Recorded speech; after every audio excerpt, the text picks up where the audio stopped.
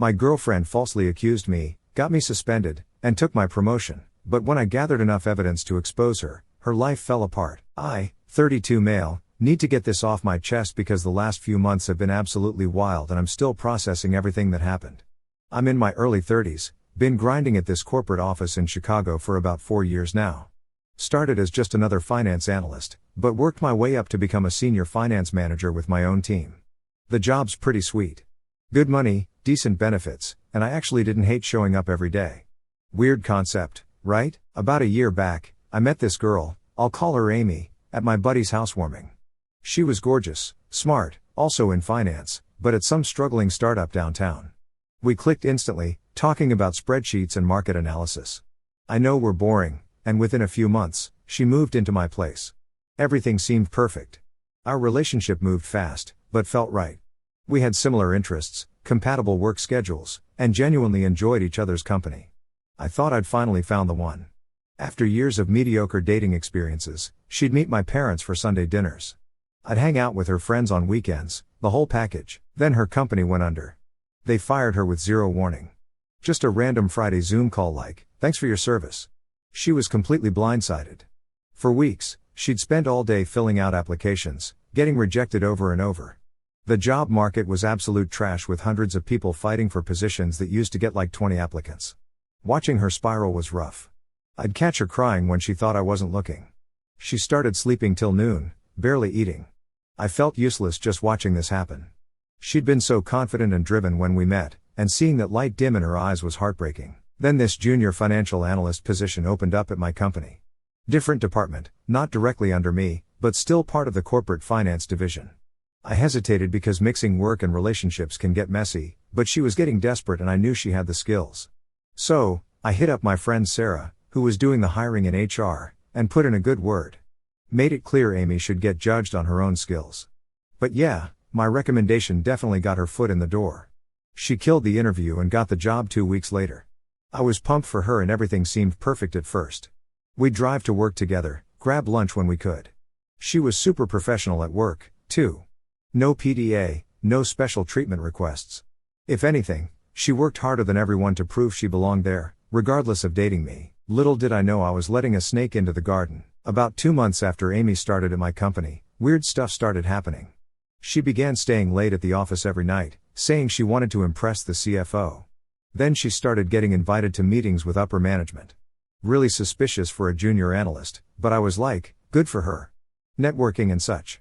She got super interested in my projects, too, asking tons of questions about financial models and reporting structures way beyond what her role needed to know. I thought she was just eager to learn. Silly me thought it was cute, but things started feeling not that cute. She'd come home buzzing about conversations I knew she wasn't supposed to be privy to. She'd name-drop directors like they were old buddies. Casually mention future strategies our department hadn't even rolled out yet. Once or twice she accidentally opened my laptop when I left it on the kitchen counter, claiming she thought it was hers. And when I'd ask harmless questions about her day, she'd either go vague or overly detailed, like she was rehearsing. I started getting this weird gut feeling like she was playing a different game entirely, but I couldn't put my finger on it. Then last Monday, I got called into a meeting with HR and our department VP. My stomach dropped when I saw their faces. Nobody gets same-day HR meetings unless something's wrong. I walked into that room and instantly knew something was off. The HR manager wouldn't meet my eyes. And our department VP had that tight-lipped expression people get right before delivering bad news or firing someone. The air felt thick, like it was judging me, too. "Jake," HR started, voice all measured and clinical. "A formal complaint has been filed against you." Everything slowed down. "Allegations of harassment," she continued. "Claims that you used your managerial position to pressure a subordinate into a relationship and created a hostile work environment." I just sat there frozen. What? I actually laughed for half a second, not because it was funny, because my brain couldn't process how insane it was. I've been nothing but professional.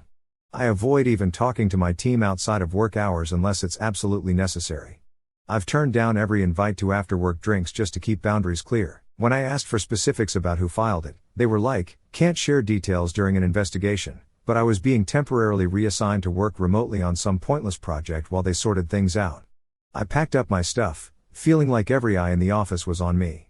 4 years of building my reputation, potentially trashed by accusations I couldn't even defend against. On the train ride home, I couldn't stop thinking, who would do this to me and why?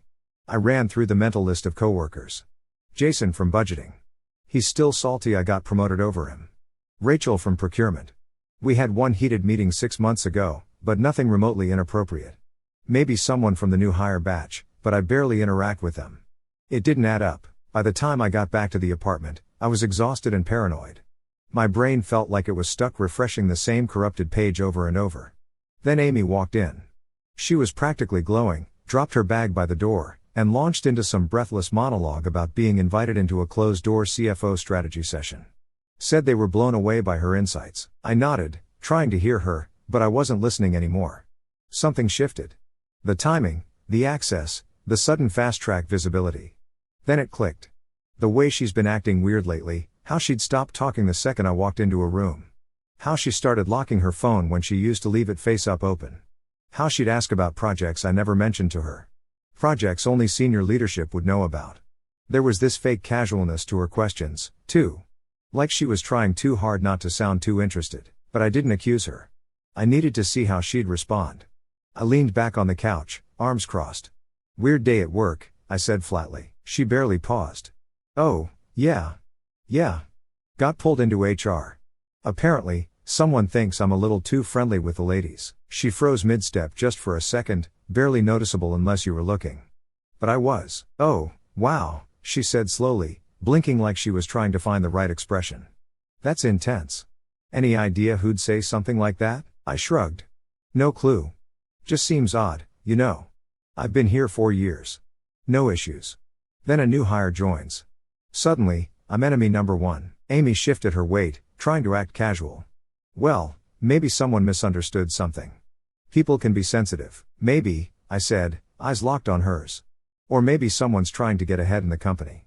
Seems like a pretty bold move to take someone out of the way if they think it'll open doors. Her smile flickered just for a moment. Jake, that's paranoid, is it? I asked, voice calm, but sharper now. Because it's funny timing. I'm pulled from all major projects the same week you're suddenly sitting in with execs. Kind of wild for a junior analyst. She laughed nervously. So now you're accusing me of what? Stabbing you in the back? I leaned forward. Not accusing, just wondering how someone could rise that fast unless they knew exactly what buttons to push and who to target. The silence stretched between us. Her face dropped, the mask slipped, and in that second I knew. The little smirk disappeared. Her posture stiffened like she'd been holding up a front for too long and finally dropped the act. She looked at me, really looked, and for the first time didn't bother pretending. She exhaled through her nose, slow and sharp. You know what? She said, voice flat. It doesn't even matter anymore. It's done. I blinked. That's it. Just it's done. You're not stupid, Jake. You already know why. My jaw clenched. I got you that job. I went out on a limb for you. You think HR would have even glanced at your resume without my name on it? She tilted her head like she was trying to decide if honesty was worth it. Then she shrugged. I appreciate the foot in the door. I do, but let's not pretend that was ever going to be enough. I was never going to move up from a junior seat. Not fast enough. She didn't even sound angry, just matter of fact, like she was explaining the weather. I scoffed. So what? Your solution was to nuke my career and just slide into my place? Not from the beginning, she said, and I could tell this was the most honest she'd been. But once I saw how things worked there, the management structure, how decisions were made, I realized I'd never move up fast enough the conventional way. I stared at her, stunned by the bluntness. We were supposed to be a team. We lived together. She looked at me with this weird pity.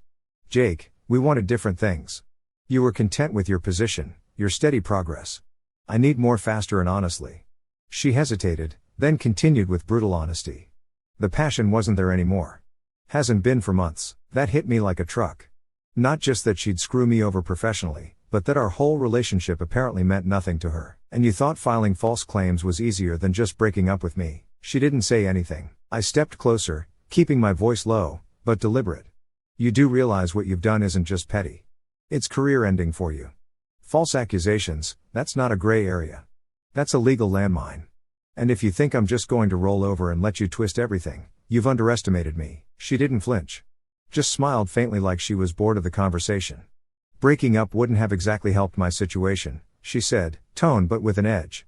But don't worry, I covered my bases. Every late night message, every time you emailed me about work, taken out of context, It paints a very compelling picture. And let's be honest, HR doesn't dig for truth. They react to headlines. By the time they figure out what's real, I'll already be where I need to be. I didn't yell. I didn't throw stuff. I just looked at her and said, "Pack your things. You have until tomorrow evening to find somewhere else to stay." She crossed her arms. "I live here, too. You said I could move in. This isn't just your call." I didn't flinch.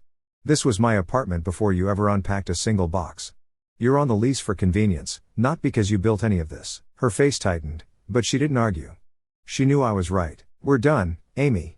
"Completely done," I said, stepping back like she physically disgusted me. "You're overreacting," she muttered, but her voice had none of its usual confidence. She knew she'd crossed a line even she couldn't charm her way back over. I stared at her fuming. "Fine, I'll get my essential stuff tonight and come back for the rest later." She grabbed some clothes and toiletries while acting like I was being unreasonable. Before she left, she turned to me one last time. "You know, this wouldn't have been necessary if you just helped me advance normally. You could have recommended me for management positions, put my name forward for projects, but you were always so concerned about conflict of interest and earning your way. Some of us don't have the luxury of waiting years to be recognized." With that parting shot, she was gone. And I stood in our suddenly empty apartment trying to process how the girl I thought I knew could be so calculated. That night, I couldn't sleep at all. I kept thinking about every conversation we'd had about work, every document she might have seen on my laptop, every financial model where I'd explained proprietary methodologies to her.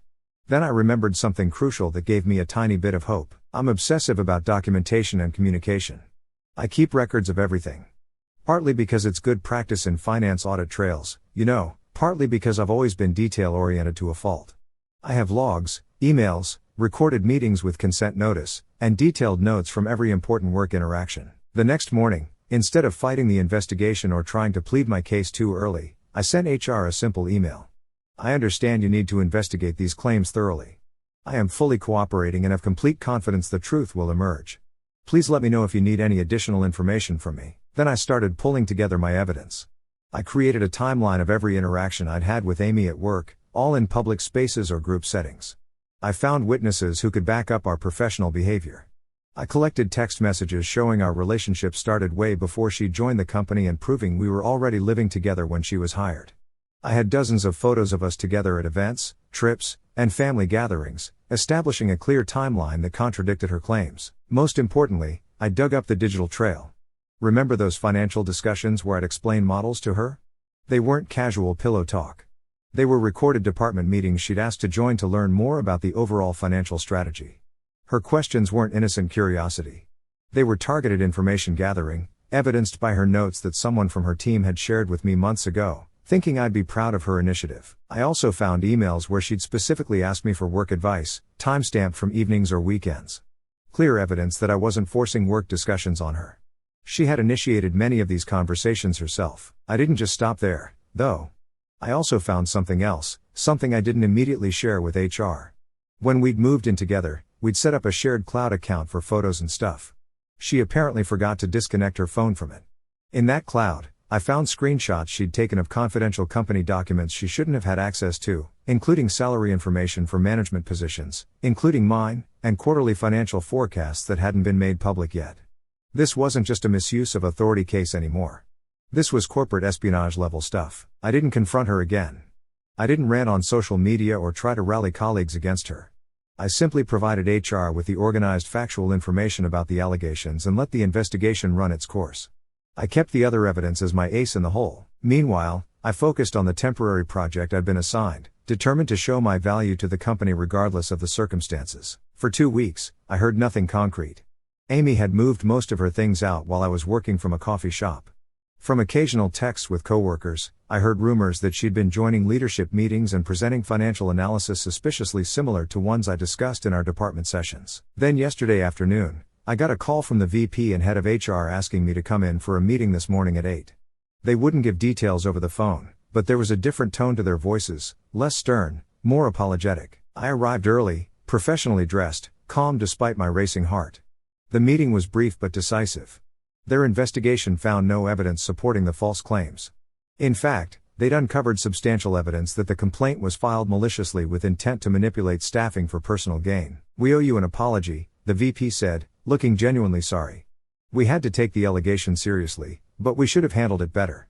My position was reinstated effective immediately with appropriate compensation for the disruption. HR explained that they couldn't share specific actions taken against the employee who filed the false report, still maintaining confidentiality, though we all knew who they meant, but assured me that company policy on false accusations was being strictly enforced. I thanked them, accepted their apology, and handed them a sealed envelope. "What's this?" the VP asked. "Additional information I discovered during my own investigation. It's not related to the harassment claim, but I believe it represents a significant security breach." They opened it right there.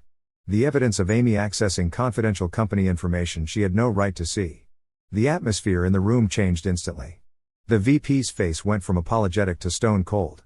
He picked up the phone and made a quick call, then turned back to me. "Thank you for bringing this to our attention. We'll handle it immediately." Within 30 minutes of leaving that meeting, all hell broke loose. When I got back to my desk, my real desk with my team nearby, a company-wide email arrived announcing some organizational changes. My name was there, officially reinstated as Senior Finance Manager along with a new initiative I'd be heading. Amy's name was nowhere to be found. Then my phone exploded. First, a text from Amy. "What did you do?" Then another, "My badge isn't working." Then calls one after another, growing increasingly frantic. By midday, I'd received dozens of missed calls from her. Dozens of texts ranging from confused to angry to pleading. I didn't respond to a single one. From what I heard through the office grapevine, that morning, Amy had arrived to find security waiting for her at the entrance. They escorted her directly to a conference room where HR and legal were waiting. When she tried to use her laptop, she found it locked. They confronted her not just about the false claim, but about the confidential information she'd accessed and copied. Apparently, it had gone through her work account and found even more evidence. She'd been emailing company secrets to her personal account for weeks. This wasn't just a termination anymore. This was potentially criminal. They confiscated her company phone and laptop on the spot. When she tried to leave with her personal phone, they informed her that since she'd used it to capture confidential information, they needed to inspect it as well. She refused, which only made things worse. Security escorted her out as she screamed and demanded to speak to the CFO, insisting there had been a misunderstanding. According to the receptionist, she was still standing outside the building 2 hours later, alternating between calling me and trying to get other employees to let her in as they passed. The strangest part, I didn't feel the satisfaction I expected. Mostly, I felt tired and sad that someone I trusted could be so calculating, but I also felt a cold resolve. She tried to destroy my career without a second thought. Actions have consequences. I blocked her number and stayed with a friend for a few days in case she showed up at my apartment. The locks were already changed. Turns out I can play the game too when necessary. A week after everything went down, things got even more intense. After I blocked her number, she completely lost it. Started popping up everywhere. Emails from random new addresses, texts relayed through mutual friends, even a handwritten letter shoved under my friend's apartment door. Still no idea how she even found that place, which honestly freaked me out more than I expected. Her messages were all over the place. First, she was accusing me of setting her up. Then she switched gears, acting like it was just some tiny lie that spiraled out of control. After that came the pity, how I'd ruined her life and destroyed her future. And of course, the begging followed. Classic "please, just talk to me" lines. Like there was anything left to explain. I ignored every single one. But the most bizarre development came 3 days ago when she somehow got my mom's phone number and called her sobbing about how I had misunderstood the situation and claiming we were actually engaged but having a fight. Here's where things get extra messy. My mom actually believed her. So did my sister. They've been blowing up my phone saying I need to hear her side and that relationships take work and other nonsense. When I explained what really happened, they said I was being dramatic and that she just made a mistake. Yeah, a mistake. Like accidentally putting salt in your coffee, not trying to destroy someone's entire career. Even my dad, who's usually solid, told me I should be the bigger person, and at least talk to her. None of them get it. None of them understand what it feels like to have someone you trusted try to burn your life down for their own benefit. Now, regarding the work situation, the company technically cleared my name, but let's be real. When someone gets accused of harassment, that stink doesn't just wash off. Yeah, they said all the right things in the meetings. We believe you, Jake. We know you didn't do anything wrong, but I saw the looks in the hallway, the way conversation stopped when I walked into the break room, the forced smiles from people who used to genuinely laugh at my jokes. My reputation was shattered at that place. The day after my reinstatement, I grabbed coffee from the break room, and 3 people suddenly remembered urgent meetings they needed to attend. By lunchtime, I was eating alone at my desk, scrolling through my phone while pretending I preferred it that way. My team members were polite but distant, like I was radioactive. Only my direct reports still acted normal, and I suspect that was only because they were afraid of getting on my bad side. Nothing says welcome back like being treated like a leper with authority. After about a week of this delightful awkwardness, I decided to have a heart-to-heart with my VP, Mark. I caught him in his office late one evening, figuring a private conversation would be better. "How's the transition back going?" he asked, not quite meeting my eyes. "That's actually what I wanted to talk about," I said. "I'm sensing some discomfort from the team." Mark sighed, finally looking at me. "Jake, I'll be straight with you. Your reputation here is complicated now. Maybe a fresh start would be best for everyone." Translation: "We don't want to fire you and risk a lawsuit, but we'd really appreciate it if you'd just disappear." But I was cleared, I pointed out, trying to keep the desperation from my voice. "Everyone knows she lied. Knowing and believing are different things," he said with practiced corporate wisdom. "And perception becomes reality in environments like this. We can't force people to feel comfortable." So there I was, cleared of all wrongdoing and effectively unemployable at the company I'd given 4 years of my life to. I started sending out resumes that night. I mean, how hard could it be to find a new finance job, right? I only had glowing performance reviews and oh wait, a fresh harassment allegation that HR legally couldn't confirm or deny to anyone who called for a reference check. Super helpful. My first week of job hunting was optimistic. I had a solid resume, good experience, and surely other companies would judge me on my merits rather than office gossip, right? I applied to 15 positions that first weekend, customizing each cover letter with the careful attention of someone whose entire financial future depended on it. The first interview I landed was with a mid-sized financial services firm downtown. The initial phone screening went great. My qualifications matched their needs perfectly, and the recruiter sounded genuinely excited about bringing me in. The in-person interview started well, too.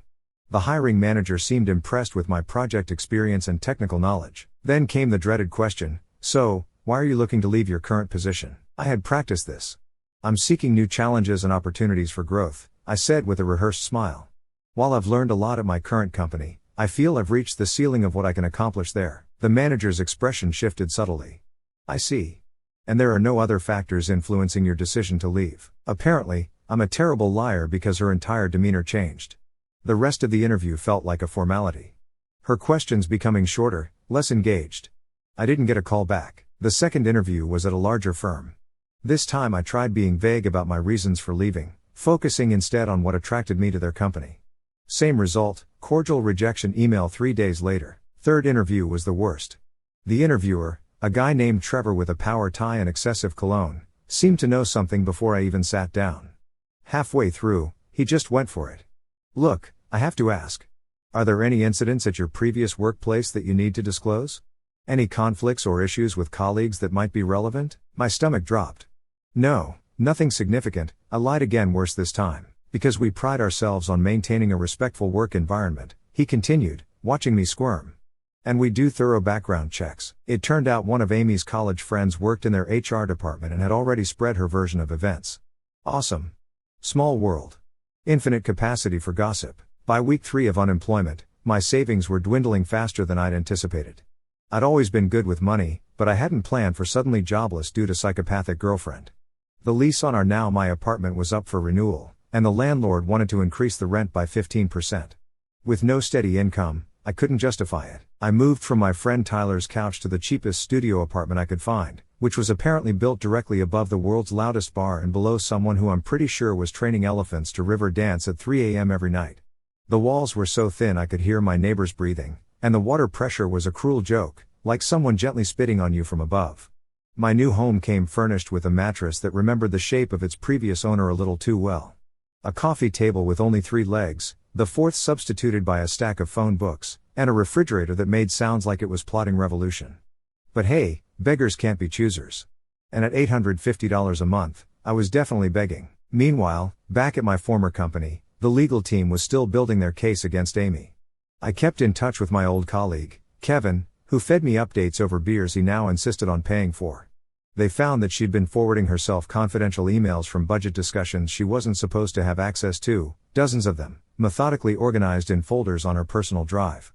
She'd been going around to senior managers asking innocent questions about upcoming projects and strategic decisions, then presenting their insights as her own in meetings with leadership. Classic corporate parasite behavior, but executed with impressive precision. Most damning of all, they found draft emails in her company account where she had practiced her entire misconduct story, refining the details to make them believable. Different versions, AB testing which accusations would seem most plausible. She looked up all the protocols for filing workplace grievances like she was prepping for a case and saved links to articles about how to document workplace hostility. Genius forgot that drafts are stored on company servers and IT monitors research patterns for security purposes. Oh, and here's the cherry on top of this disaster sundae. In the confidential information she'd stolen were details about an upcoming merger. The company was planning to acquire this smaller firm with valuable client portfolios that would have given them a huge market advantage. The legal team found evidence that Amy had been researching this company extensively and had even reached out to one of their accountants on LinkedIn. As a result, the company was pursuing legal action against her, restraining order, civil suit, the works. They were even considering criminal charges for corporate espionage. That felt like a hollow victory while I was eating ramen for the 5th night in a row. But hey, at least someone was having a worse time than me, right? By month 2 of my job search, desperation was setting in. I had expanded my search to include positions I was overqualified for, locations I'd never considered, and even adjacent industries where my skills might transfer.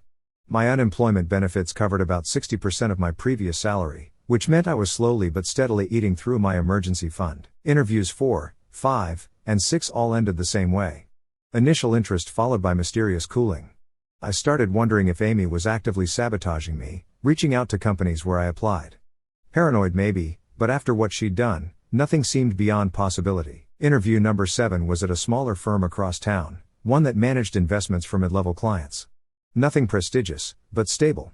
After going through my qualifications, the hiring manager leaned back inside. "Look, Jake, your skills are great. You're clearly qualified, but I heard some rumors about why you left your last position. Why don't you just tell me your side? Off the record, I was tired of dancing around it. Tired of pretending. So, I did something unconventional. I told him the truth. All of it. And I didn't just tell him. I showed him. I had brought my evidence binder with me. Screenshots, emails, timeline, witness statements, everything I'd gathered to clear my name. It had become a security blanket of sorts. Proof that I wasn't crazy, that I hadn't imagined the whole thing. By the end of my story, he was nodding slowly, eyes wide. "That's intense," he said. "But honestly, it explains why you're so prepared for this interview. Most people don't bring a binder of evidence," he chuckled. "You know what? I appreciate someone who documents everything. That's exactly what we need in financial analysis." So, I got the job. The pay was about 30% less than what I was making before and the title was a demotion back to senior analyst, but it was a lifeline. I took it without negotiating, pathetically grateful for the opportunity. Slowly, day by day, I started rebuilding my professional identity from scratch. I volunteered for the tedious projects nobody wanted. I stayed late to fix spreadsheet errors I hadn't made. I brought donuts on Fridays. I became the office tech support by default since I knew how to clear the print queue without rebooting the server. The worst part through all this was feeling isolated from my family. My mom and sister were still taking Amy's side, saying I was being vindictive by not stopping the legal action. I tried explaining that it's out of my hands now. The company is protecting its interests. They didn't get it and stopped talking to me except for terse text messages on holidays. "You always hold grudges." My sister texted. "Amy made a mistake, but she's really struggling now. A mistake like accidentally putting salt in your coffee, not trying to destroy someone's entire career, and stealing corporate secrets."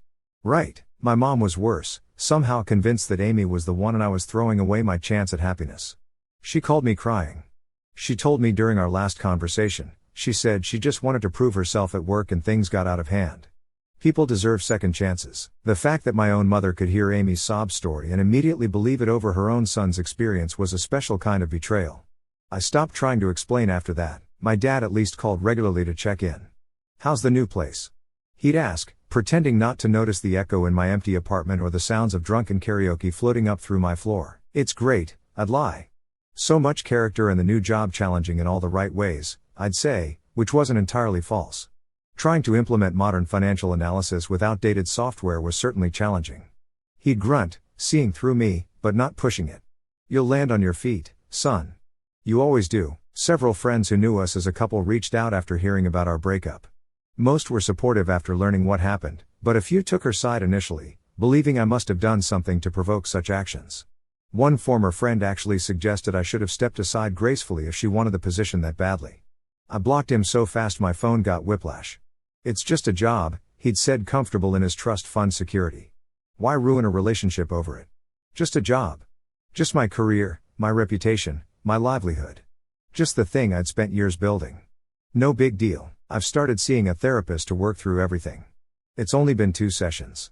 But when I told her about losing my job despite being innocent, she just sighed and said, "Welcome to corporate America. The truth matters less than appearances." Wow, so inspiring and helpful. Worth every penny of my reduced healthcare coverage. She seems more interested in exploring my patterns of attracting manipulative partners than addressing the actual trauma of what happened. When I mentioned Amy's calculated betrayal, she asked, "And what do you think drew you to someone capable of that?" As if I knowingly picked a sociopath from a lineup. The hardest part isn't the professional setback. It's questioning my own judgment. How did I miss the signs? Were there red flags I ignored? Was I just so desperate to be in a relationship that I overlooked the fact that I was dating a sociopath? I keep thinking about what she said that night. I need more faster. I wonder if she still thinks it was worth it now that she's not only lost the position she schemed for, but is potentially facing criminal charges. Meanwhile, I'm working at a job where the biggest decision I get to make is whether to use Arial or Times New Roman on the monthly reports. But hey, at least my new desk chair has lumbar support. Living the dream. Some nights I lie awake listening to the bass thump from the bar below, running through alternate scenarios in my head. What if I'd never recommended her for the job? What if I'd noticed her studying my work materials a little too closely? What if I'd been less trusting, less helpful, less in love? But that's the thing about hindsight. It's always crystal clear when you're staring at the wreckage.